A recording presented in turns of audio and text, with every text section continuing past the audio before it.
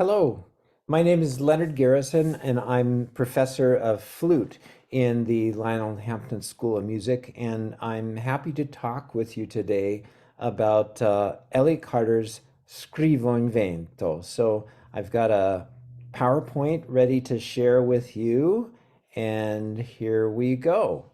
Um, so um, the, this piece has been important to me throughout my career and Elliott Carter in general. But I attended the world premiere of this piece in Villeneuve-les-Avignon in France in 1991.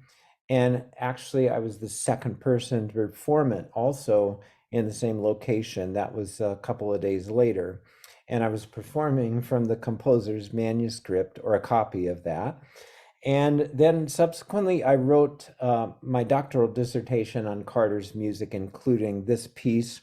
And pulled from that dissertation, I published an article later. And then in 2012, I recorded the work, and I've performed it many times. So I'm really happy to share it with you. So first of all, we're just going to talk about the background and the concept behind the piece. Um, Elliott Carter is actually my favorite 20th century composer. He was the first major composer to live to see his celebration of his centennial. So he lived over a century. And his music is easily divided into three periods. So his earlier music is similar to a lot of the neoclassical music that was being composed between the wars, and it sounds a lot like Aaron Copland's music. So that period basically goes up to 1950. But the works for which Carter is mostly known are very kind of daunting works, and they scare a lot of audiences, but they tend to be very large, complex works. Probably most famously, the first three string quartets and the double concerto, and they're atonal. And he's known for the rhythmic innovations and metric modulation, polyrhythms. So this period of his career goes from about 1950 to 1982. Now, his late period is a time of kind of simplification. He writes mostly shorter pieces, and he provides. They're very appealing works for audiences. They have a lot of humor, so they're friendlier works than what he was doing before, and that goes from 1982 right up until his death. So the last 3 decades of his career. So I want to talk about how his music works in terms of texture. It usually is a layered texture where you have entirely different kinds of music stacked onto each other, and they're very much differentiated by all these elements like rhythm, articulation, dynamics, and register, and so on. And so it's as though he's writing different pieces that are jumbled together all at once.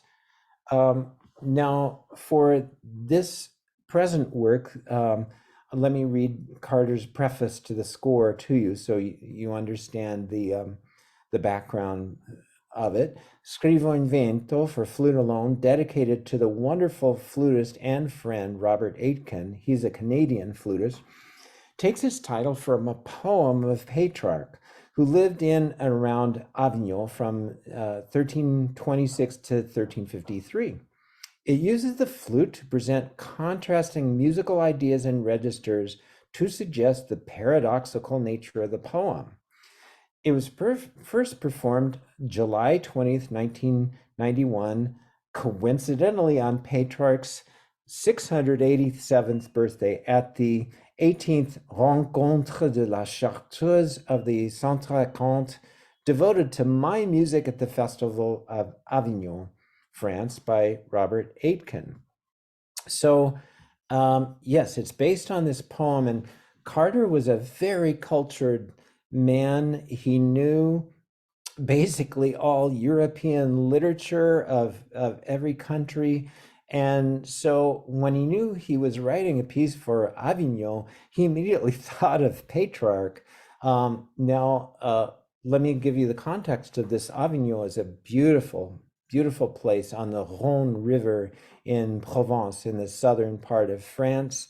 But it's most famous for being the seat of the popes for during the 14th century. And this was called the Babylonian captivity because the at the support of the French king, the Pope was moved away from Rome to Avignon, and they built a palace there. For part of this time, there was a competing Pope in Rome. But anyway, there's a papal court in Avignon, and Petrarch was a famous poet at this court.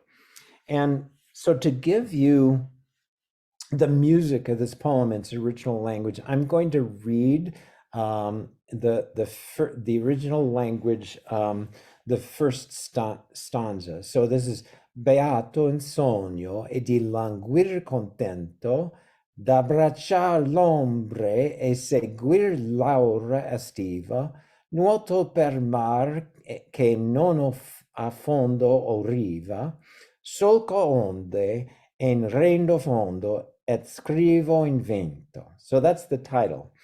So what that means, you'll see by the translation below, is blessed in sleep and satisfied to languish, to embrace shadows and to pursue the summer breeze.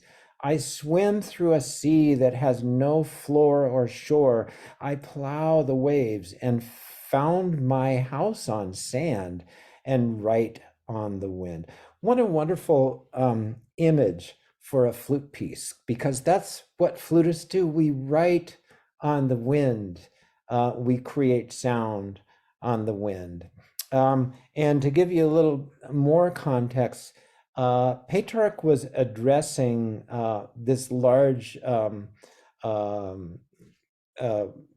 collection of works, the Rime Sparse, to his muse and his. They weren't really lovers, but he was infatuated with her. Her name was Laura, and he met her in Avignon. And so he was. It's a love poem, but it is expressing kind of frustration and ambiguity and so on. So, connected with the poem, Carter's piece has three distinct characters. And so in the low register, and at the beginning of the piece, you have slow lyrical lines, mostly soft, espressivo, tranquillo, and they move regularly in groups of 5/16ths. Then secondly, you have mostly in the high register really sharply accented marcatissimo violento notes, and these are also accented in groups of 5/16ths. But a third character has a contrasting meter to it. It's not a written meter, but we can hear it there.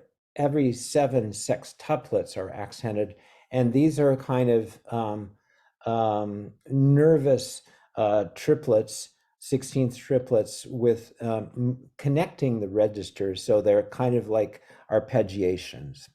Anyway, you can, if you listen to the piece beforehand, you definitely heard these contrasting characters, and you see them happening on the first page, starting with this low, slow music, and just one note piercing that, coming back. And he interweaves this stuff all the time.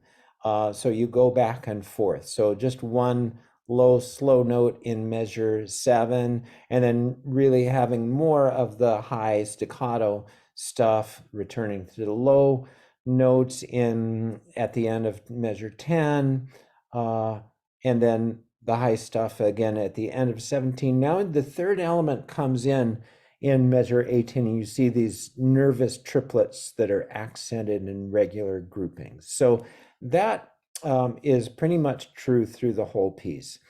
But what happens is these distinctions break down, and one of the most interesting passages starts in measure 48.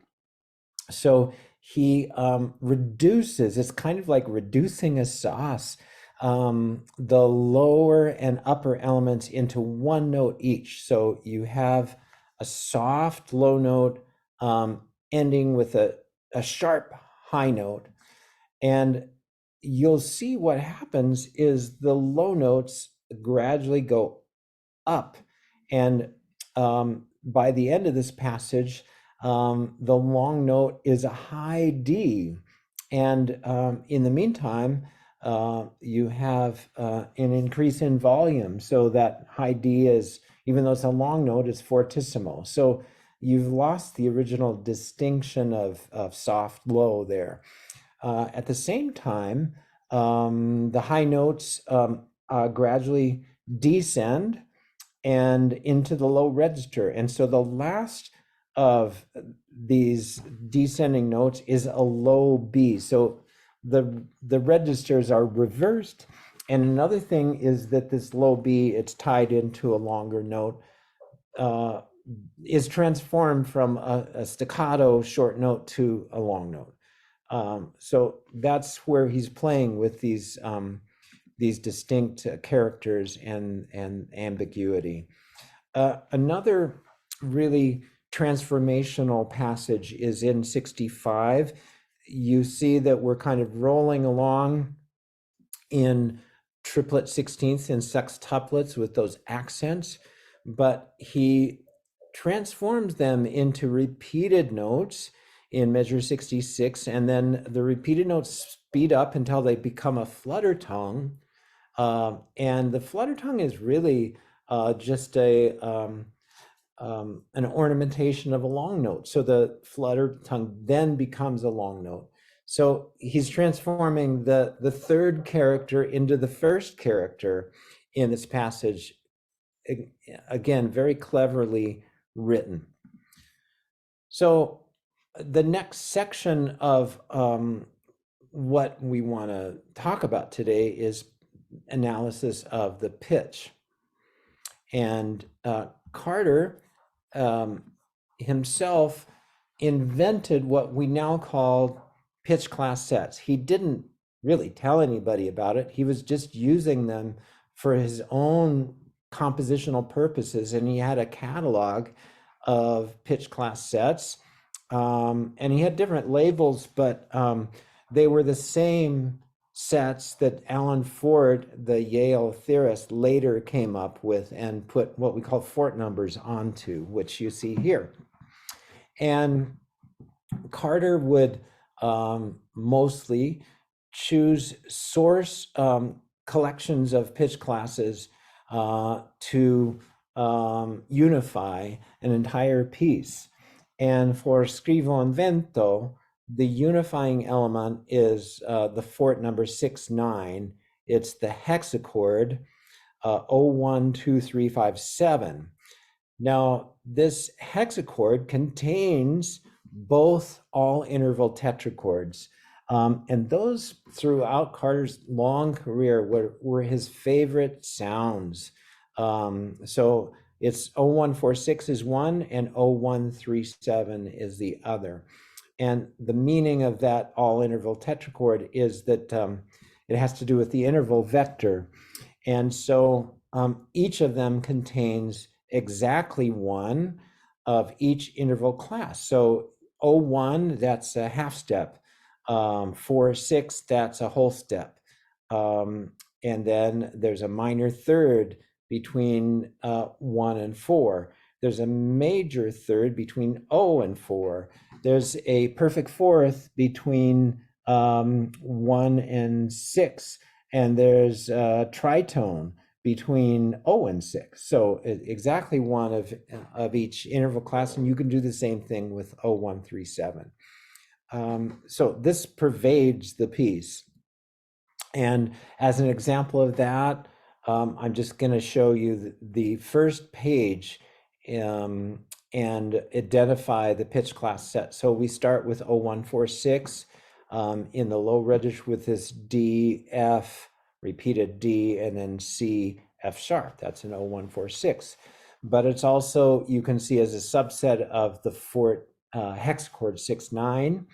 And then higher up in measure 9, you get the first statement, the 0137, the other all interval tetrachord.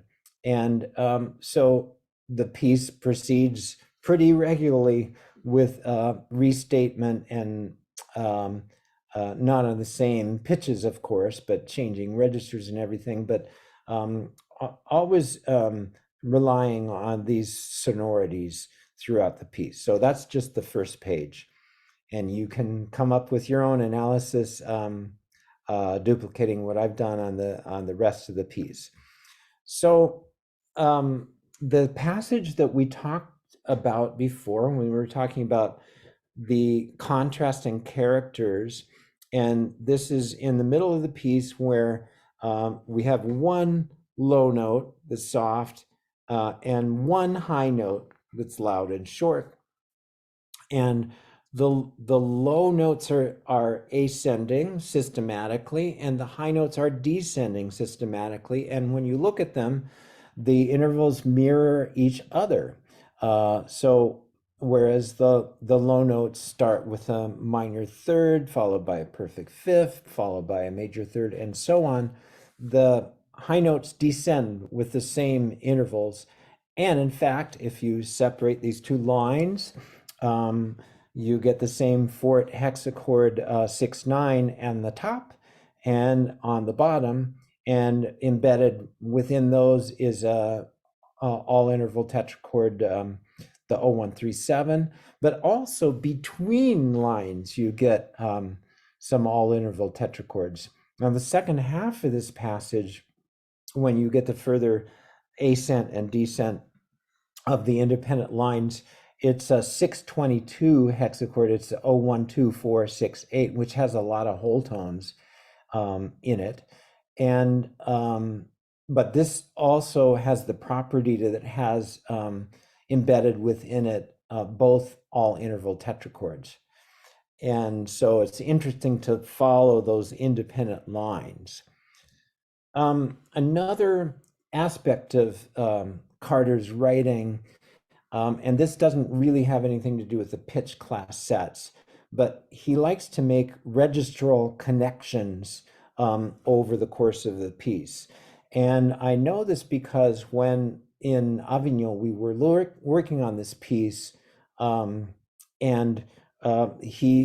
there's one passage that's very difficult, kind of awkward for the flute, and one of the flutists asked him, well, if you could just change some of these pitches and put them in different octaves, it would be a lot easier. And the flutist actually played that and, just kind of whipped it off. It sounded very nice. And Carter thought for a minute and he said, well, I really can't do that because this high D sharp reflects the D sharp that was 3 measures earlier. And this low G sharp reflects the G sharp that's 5 measures later. And every pitch that he chose had some kind of connection either beforehand or afterwards or both. And so I know he thinks this way. So one thing I noticed is throughout the piece, he's always coming back to either a low A flat, or if you want to call it G sharp, and an A natural. And these are often lengthened or accented or in some way set apart. And so it's kind of obvious that you have this kind of struggle between A and A flat in the low register, that he always comes back to this this polarity. So now going on to the next part of our analysis of the rhythm, and this is the aspect of Carter's music that probably he's most famous for. So one thing addressed to performers is that the written meter is not the music. It's just a convenience for the performer, and listeners should not be hearing the written meter. And in fact, if you look at his music, it has a lot of accents, and they seem like they're randomly, and they seem like syncopations, but they are not. They are regular pulses by and large. And so, as we alluded to before, in most of his later music, there's a large scale polyrhythm that goes through the whole piece, but you can't do that in a solo flute piece. Although it's based on what you might call a polyrhythm, you don't have those two elements set off against each other simultaneously. So there are these two pulses, which we've alluded to before. And so in a lot of the piece, there are accents every 5/16 notes. And so doing math, the written metronome mark is quarter equals 84. So 5/16 notes are the pulse of 67.2 beats per minute. And then in other parts of the piece, there are accents every 7 sextuplets. And so again, doing your math, that is going 72 beats per minute. So he's playing these rhythms off of these pulses off of each other. And here's the first page of the piece, again, to show you how this is working. So we start out, and you can count every 5/16, and most of the note beginnings are on this scheme, and I've outlined them with vertical lines. And that runs down through measure 18. Then we have a new pulse with these sextuplets coming in, and you see the accents where they're occurring, and those are at regular intervals in a slightly different tempo than originally laid out. So the listener is hearing these kind of tempo changes throughout the piece. And again, I'm not going to show you the whole piece, because then you get the idea from here, and you can find these things through the rest of the piece. So that's a short introduction to how Carter's music works in his late period in Scrivo in Vento. And since its premiere in 1991, it has really become a modern classic. It's recorded all over it's performed all over the world, and it's been recorded many, many times. It's kind of startling for a composer who's known as kind of a scary composer to be so well loved by flutists, or at least this piece is. So it's a piece that you will encounter in your career, and I hope I've contributed to your appreciation of the work. Thank you very much.